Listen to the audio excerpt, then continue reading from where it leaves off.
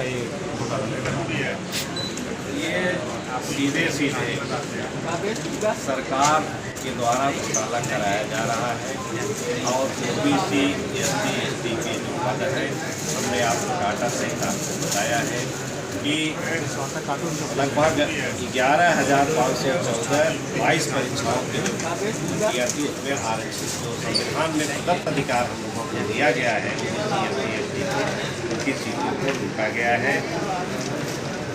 और यहाँ तक कि शिक्षक भर्ती की 69,000 शिक्षक भर्ती में हाई कोर्ट की सिंगल बेंच डबल बेंच के फैसले आने के बाद भी इस सरकार ने ओबीसी SC/ST को आरक्षण देने के बजाय सुप्रीम कोर्ट में ले जा करके आरक्षण को खत्म करने की बात कर रही, खाने की बात कर रही, लूटने की बात कर रही। ये सरकार न संविधान को मान रही है, न जो संविधान में दिए गए प्रदत्त अधिकार हैं पिछड़ों के, दलितों के, ST के और ST को, जनजाति को, वो देने का काम कर रही है। समाजवादी पार्टी मांग करती है कि जो भी पद लूटे गए हैं और जो भी लोग दोषी हैं उनके खिलाफ कार्रवाई की जाए और उस पद को वापस किया।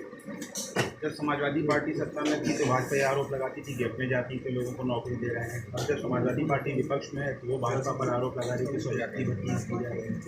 नहीं, जो हमारा आरोप, हम आरक्षण की बात कर रहे हैं, जहाँ तक स्वजाति भर्ती में किया गया है उसको भी आरोप लगाएंगे कि आप आरक्षण लूटोगे।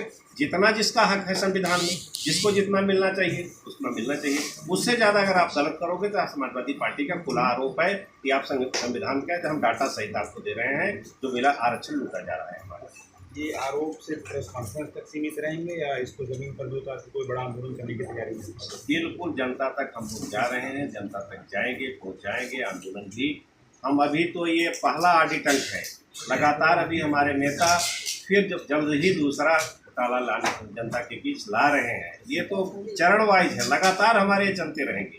जो भी सरकार ने लूटा है, जो गलत किया है, उसको जनता के सामने, आपके सामने हम लोग लाने का ये जमीन पे कोर्ट में मिल जाएगी।